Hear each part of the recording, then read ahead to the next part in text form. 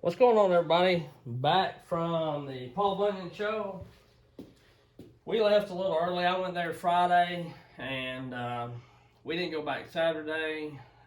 Was going to, but and if I knew like Bellhopper was going to end up being there a little later Friday or Saturday, I would definitely went back to meet up with them. But I met a whole lot of really cool people that I watch on YouTube. Like met Aaron A. Lynch, John Bob Millwright, Novice Lumberjack, Freaking Jeep. Met this Mark Gallic or something like that. Anyway,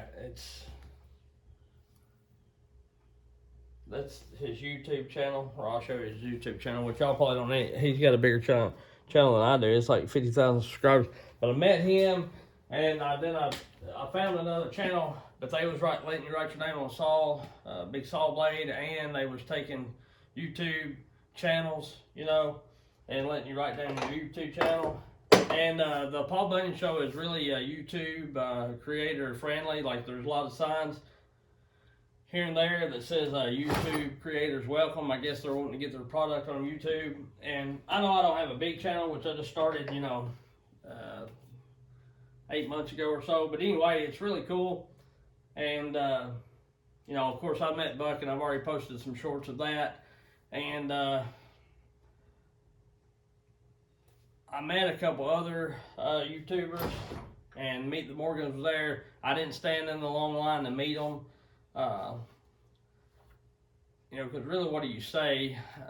If they was doing a show or doing something kind of like Buckin was doing, like, he actually picked up saw and cut and let you gather around, and he just went around interacting with people. And I've got some footage of that. I did talk to him. I stopped by several times throughout the day and tried to catch him when he wasn't very busy.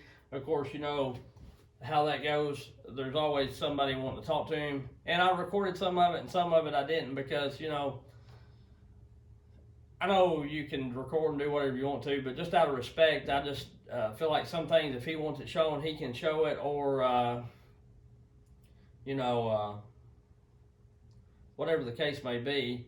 Which I asked him, if it was cool if I put what I had recorded of, like, him and I, and just him, which there was other people recording. You can see in some of my footage, you got people like Killinger and the Novice Lumberjack, some other people recording across the way from me. But just out of respect, I asked him, I was like, do you care if I put some of this stuff on YouTube? And he's like, no, wear it out. It's a super nice guy. Like, it's unreal. There is, from in person to his channel or his videos, there's no different. And, his actions or whatever, he's not a fake person. He's like that in real life. I guess is what I'm getting at. Now, I'm sure if you got him cornered or messed with his family, then, he probably wouldn't be such a nice guy. And honestly, he's, which I'm a little guy. I'm like 5'9", 5'10", something like that. And he's a whole lot taller than he looks on YouTube or whatever. Not like he's not a giant or nothing, but he's taller than I am, of course. Same thing with Pete 319 Nuts 319. I met him, and he was doing a saw raffle like deal, and I signed up for it. But anyway, he's a whole lot taller in real life too. YouTube really don't depict the deal of it. But anyway, I've got some footage of that coming up, and I'll get more into that later on. I'll show little clippets and snippets, and try to, as soon as I get time, I didn't go the second day. We walked through the first day, stayed all day there, watched some of the timber sport deal going on, and met some people and talked to them. And, the second day, my wife's like, you can go back if you want to, but I could tell she enjoyed it. She enjoyed meeting Buckin and meeting the other YouTubers and talking with people. She really enjoys. She's a people person. She really enjoys talking to people. But I could tell she kind of wasn't digging the whole walking around thing, looking at big machinery. And she would have done it if I wanted to, but the second day I told her we'd do whatever, and we could have stayed pulling up here till Monday, but the second day I told her we'll do whatever you want to do. If you want to go sightseeing or whatever, we'll let you do that. And that's what we done. And then we got done doing that and decided to come on back home so we could get some things done around the house. But it's a really good time. And if you've never been, it's worth going at least once in your life. If you're into wood cutting or firewooding, wood cutting, and I also went to Back 40 Firewood. He had a big live streaming deal. I was there for a little bit. We didn't stay a real long time, but I was there for like 15 or 20 minutes of that. That was a really cool deal. Met all kinds of YouTubers. There was like probably 50 people there that create YouTube. I can't think of his name, but he's like the King of Firewood was there, Joe or whatever, King of Firewood. Back 40 Firewood was there. But anyway, you meet a lot of cool people up there. And of course, you meet them, and if you have a YouTube channel, interacting with other YouTubers and stuff like that, and just regular people that watch YouTube helps your channel grow.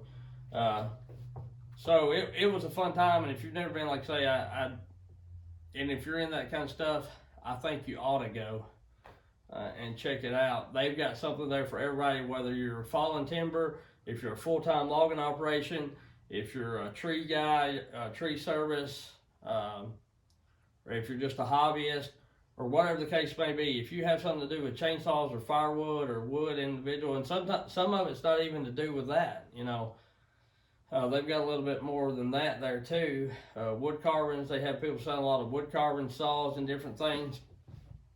But yeah, it's a good time. But I'll show some snippets of that throughout the time, and I'm not going to just try to beat it to death because I know there's going to be a lot of it out there. But today, what I want to talk to you about is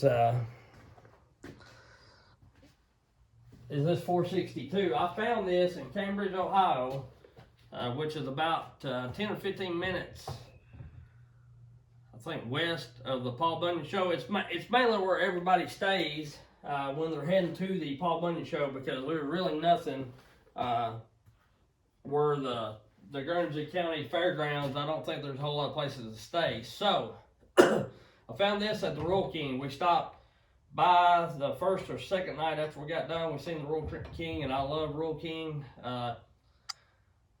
We stopped by there, and I just happened to be walking by. Of course, everywhere I go, if they sell saws or anything to do with woodcut or whatever, first thing I do is go check out their saw department and see what they're carrying. And I talked about getting a 462 just to try it, and I've had a couple of subscribers ask me if I was going to run a 462 against the 500 and the 400 and all that kind of stuff, and compare them and everything like that. And I said, yeah, I'll try. I'm going to try to, but I got to wait till my money's right and everything like that. I didn't really have the extra money to go out and buy this, which I don't think anybody really has the extra money unless you particularly save for it, to go out and buy a $1,000 plus saw. But the deal is that it had a price tag of $12.19 on it, and it's got the light bar. The light bar was installed on it 25 inches, and it had the full wrap. And the price tag said that it was a 20-inch regular bar, regular steel bar, half wrap saw, not the CMR. It was a half wrap saw, and they was asking $12.19. And that's about what they run around here. So I thought, well, if that's the case, then I'm not gonna. I just go to my dealer and get some money knocked off, get a light bar through them. But I got to looking, and it had the light bar, and then I walked on around, and I seen this full wrap, and I told my wife, I said, man, they've messed up on that, or something is messed up, because I said that ought to be a little more. You look them up online on the internet, and they're $1,300-$1,400, and that's with the full wrap. I don't think it's with the light bar. And I thought, golly, somebody's messed up. So I hem-hawed around about it, and I was like, I want to buy it, but I don't want to buy it. I want to buy it. And I went back and forth. So we left. It was like 15 minutes till closing when we was in there. We only got there like at 30 minutes before they was closing. So she looked at some stuff and whatever, and I did too. And then the more I thought about it, I told her, I said, you know what, I said, I'm not going to run on a deal like that. If I have to buy a saw here, and it's got the half wrap, which I may can order one. I don't know how long it takes to come in. I don't even know if my Stihl dealer could get it because they're having trouble getting saws right now. But I thought, by the time I bought or paid extra for the Stihl light bar and paid for the full wrap, or if I had to buy a half wrap regular bar saw, yeah, I could sell maybe the bar. There's not a lot of market for people buying, I don't think. There may be, but I'd have to mess with selling the heavy bar and trying to sell the wrap handle, the half wrap handle. And I thought, this one's already, got it. And if I have to buy that, they ask like $200 for these things online. I don't know what they are at the Stihl dealer, but the 661 and the 500i full wrap handles are $200 or a little more, depending on where you can find them and everything like that. I can't remember what the 400C is, but it's up there somewhere close, So that's quite a bit extra money on top of your saw price. And then if you buy a light bar later on, or even get it, that ups the purchase price too. So, I thought for $1,219, full wrap panel and everything like that, you take me having to buy that separate, you're buying some $200 there, and then, this $150, $140 there, so, $340. It's like I only give like $900 for the saw, It pretty well paid for my West Coast saw stuff that I ordered. And yes, I've got the West Coast saw stuff ordered. We're going to bark box it. We're going to bill aluminum cover it. And we're going to put the West Coast sticker on it just like I did the rest. That way I can have, how many ever that I got over there? 5 quadruple. So we have quintuplets or sextuplets or whatever it is. Have twins, And that's what we're going to do. But I want to look at this. I haven't ever looked at a 462 really up close.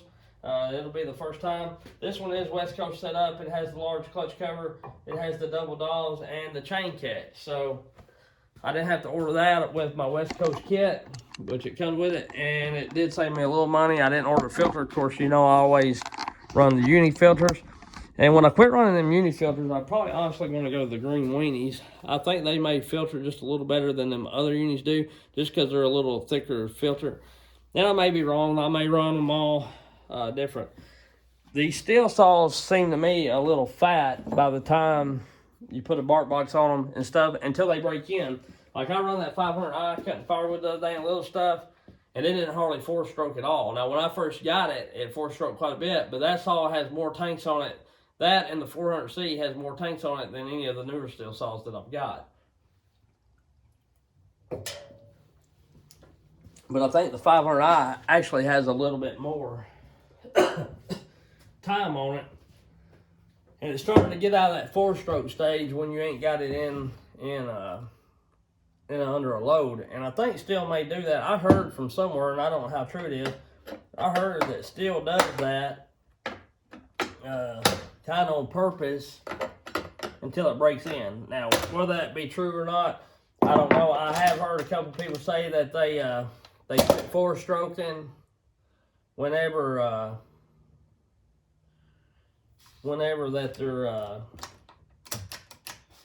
that they break in some. So it's pretty much set up like the I'm gonna say it's pretty much set up like the 400C, or pretty similar to it. It's running the Zama carb. I don't know what my 400's running. I know my 500, I think it's got no, one of them's got a wobber on them. I don't know, this has got a Zama. I'm not crazy about Zama carbs. I think we all can contest to that, but it is what it is, I guess. But I don't know if it's got one nuts to hold it on or not. But it's got a good little platelet to run a oh shoot, what we're doing. It's got a good little spot to run a filter, and then this one's pretty easy to mark out. You just go right in the center of that, and you should be pretty square. So yeah, well, it's honestly, I'll take you out of the stand so you can see it and walk around. It's honestly not any different than any of the other new Stihl saws. In a way, kind of, you know what I'm saying? It's the same setup. We are going to weigh it up and stuff. I'll run and get my 400, because I don't think, one of the saws I got, because I looked, I was curious, I don't think the 400 is I don't think it's a Zamacar, and I might be wrong. But we're going to dye the plastic on it and get it all looking, and I don't know why I do that, because after I use it like 2 times, it ends up looking like all the rest of these saws, like they've been threw in a big pile of dust. But I can clean them up and they'll still look fairly decent. I use them to work, no doubt, you know. I ordered the 462 dogs, the smaller dogs, instead of like the 509 and all that stuff, because it's been so long, I don't know if I can take care of it. Oh, there we go. It's a little different setup, but I don't know if it's them or a Walbro. One of them I had to take the carb kind of off on it. I'm pretty sure it had Zaman or a Walbro numbers, but I may be wrong.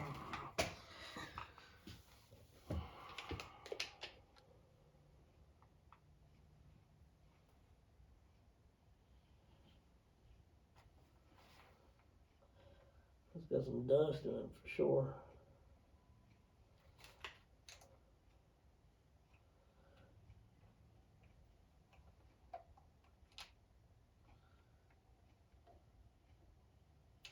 Anyway, I don't know. I can't tell, so I'll have to look it up, but I'm not going to do it right now. This 462 does have the Zamacar, and still, as far as I know, they may all run the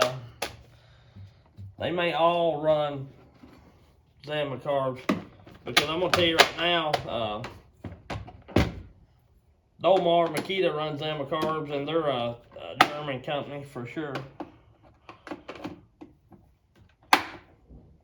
And I've had some pretty good luck out of Dolmar. I did have a little carb trouble out of that 7900 Makita brand new saw I had, but I also had trouble out of the Walbro on the Husqvarna too. After I boxed it up to ship it, you know, and I don't know, it may have been my fault. I may have bust the Welch plugs out or something, or whatever they're called. But maybe my 661 has a Walbro carb. But either way, it is what it is. We're gonna weigh this booger up. Empty and full of gas oil like always. And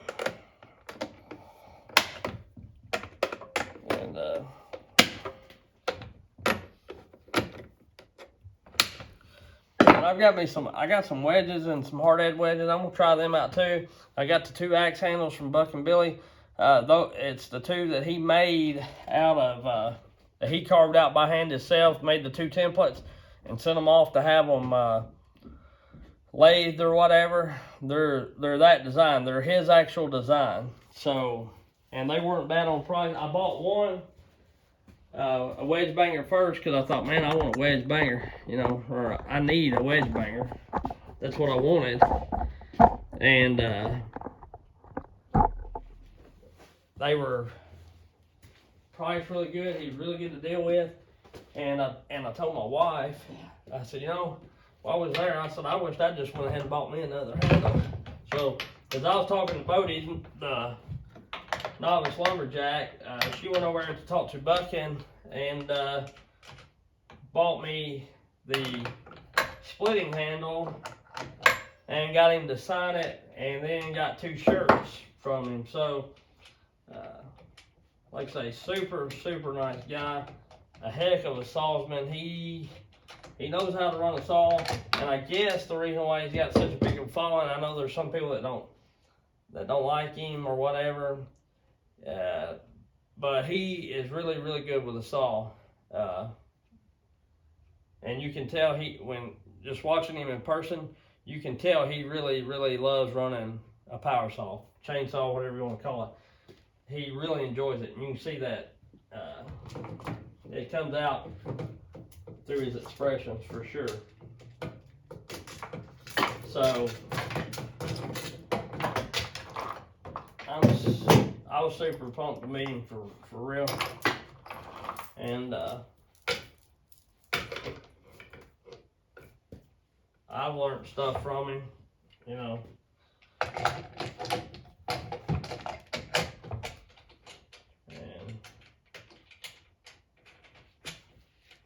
And he's not fake. It ain't like he, I seen him give more away in the 15 or 30 minutes that I was around him than I've seen some people give away their whole life, you know what I mean? Like, while I was around, I at least know I seen him give like more than $300 away. I wouldn't around him but 15 to 20 minutes, and there is no telling how much he gives away by the time. And when I say giveaway, he like helping people out, you know, like those deals, him buying people's coffee and stuff he shows on the video. That's not all talk, or you know, he done it at the Bunyan show too, and it was a whole lot more than a coffee. So, but anyway, it's pretty cool. It was pretty cool to meet him, and like anybody, and even Officer Lumberjack, I like meeting him and John, Bob, and Aaron. It's nice actually putting not a face with a name, because you see them on YouTube, but it's actually nice to meet the true person, you know, really talk to them other than just on a message or on the phone or whatever, and hang around and be around them or whatever. So anyway, enough rambling on that. Of course, I've weighed the 400C up before with no gas and oil and all that kind of stuff. And this is in pounds. And this with the full wrap handle.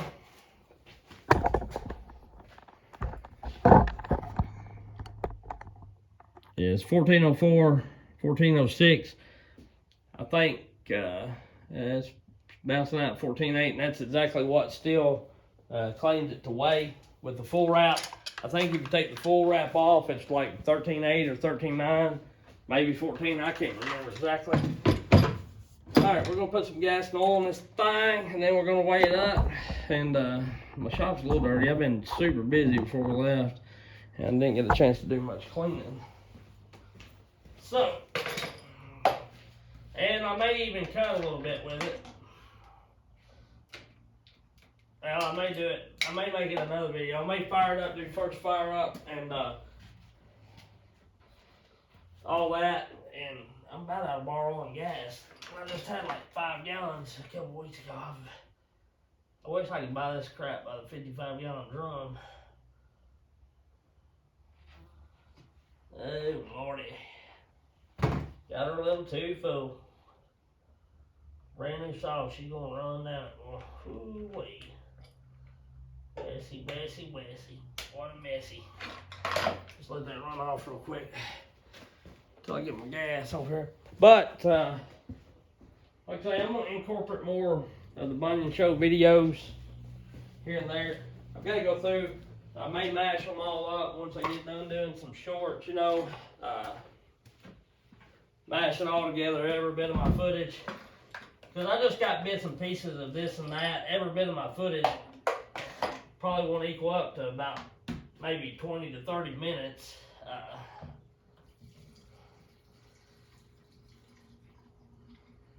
In a sense.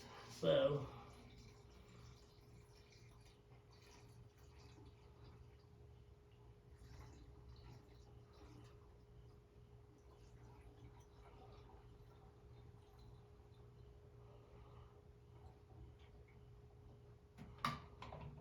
alright, that's super full too.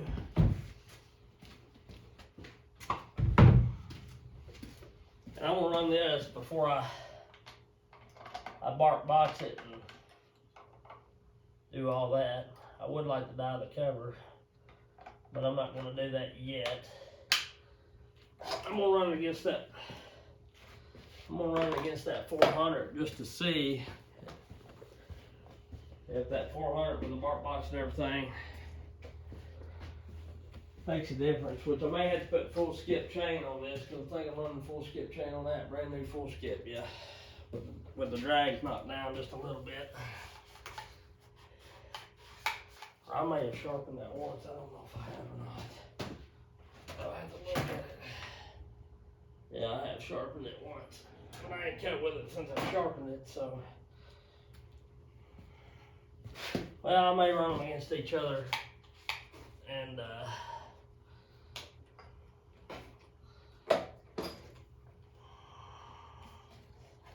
flip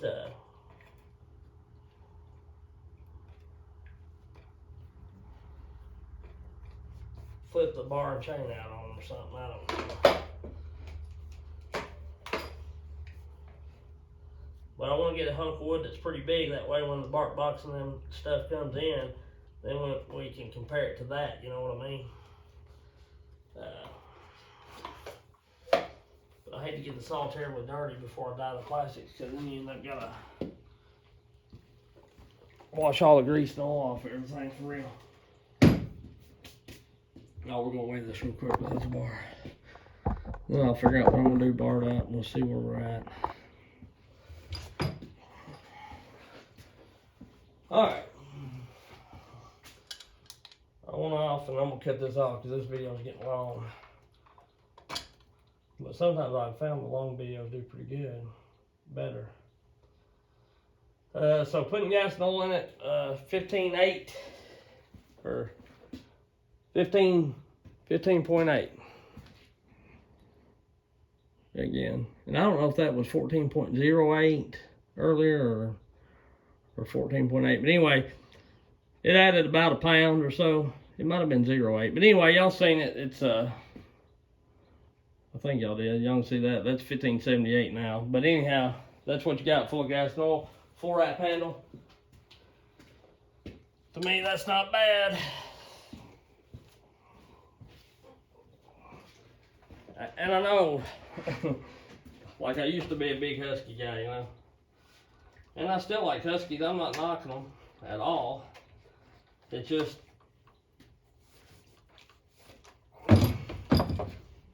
I can get a pre-made exhaust for this Stihl, 80 bucks, roundabout. It's easy for the filter setup. Add a filter, fairly easy, you know. And not have that much in it, and they run extremely better than what the Husqvarna Equal 2 does. I know that's going to make some people mad. Now you can port a Husqvarna, get a Husqvarna ported, and it's going to outrun probably one of the bark box and filter. But I'm just saying, for the least amount of money to get a really, really stout saw, I can put a bark box and filter on it. All the other crap is just mainly for looks or whatever. And I do like the 3-point falling dogs. It's really good because they help you know where your bar is at on the cut. But you know, so you figure filter, $100, put a filter on it in a bark box, and that thing pulls stout. I mean, it's stout. It whips the crap, you know, like that 400C, the 500i, you know, the 400C is 5cc less than the 372 or whatever. Even the 572 is kicking the crap out of it. Every cut, you know. And that to me, they run good enough is what I'm getting at. I don't have to send them off and have them ported. And you can do all that to Husqvarna, but you either got to find somebody to make it or you got to make it. And then when you get into custom builds, I can build pipes, no doubt about it. But it takes a lot of time. I'd rather just give 80 bucks for one that's pre-built, and then there you are. So anyhow, that's why I kind of swapped the Stihl. I know some people's all wound up about it. And I think Husqvarna still has a better farmer ranch saw. Echo has a better farmer ranch saw than Stihl does. And I'm not saying Stihl is the best saw out there. Huskies are comfortable. But what I am saying is they're light and they make power for sure. And that to me, time is money. And so there you go. But anyway, the next video, I'm going to fire it up, and I'll be running some of these saws against each other, you know, here and there. So we'll catch you on the next one. I appreciate you. And keep on liking, keep on subscribing. And there'll be, you know, more of the Bunyan Show, more saw running, more tree felling. If you like that kind of stuff, like, subscribe, and hit the bell. Appreciate everybody. And to all the guys that I met at the Bunyan Show, Jesse Harmon, it was really nice talking with you. Super good guy. I enjoyed meeting you, and I hope we can meet up again later on down the road. We'll catch y'all on the next one. See ya.